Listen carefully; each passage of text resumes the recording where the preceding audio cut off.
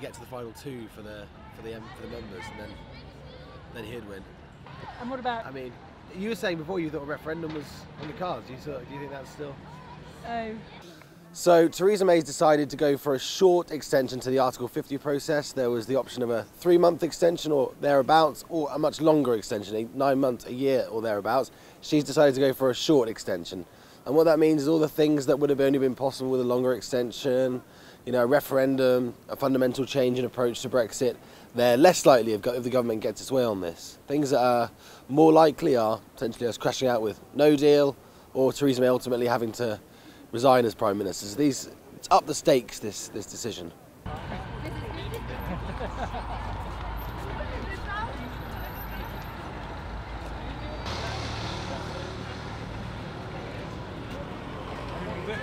For an extension to be agreed, all of the countries in the European Union, all 27 countries, have to agree. And we're already hearing there's some difficulties with Emmanuel Macron, who's pushing behind the scenes for saying we need to hear a decision from the UK before they'll agree an extension. So what the EU want to hear is a final decision on what sort of Brexit they want before they agree an extension.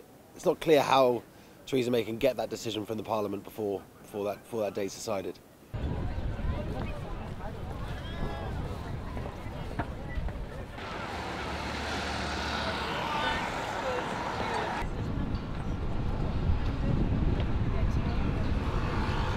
Yeah, so Theresa May has said that she'll resign if she can't get her way in terms of leaving by the 30th of June. That ultimately makes it more difficult for her to pass her deal, given that a lot of the constraints she's under are about people within her own party not being in favour of her. So ultimately, it's likely we're going to still be in a position where there's no overall majority for any sort of deal.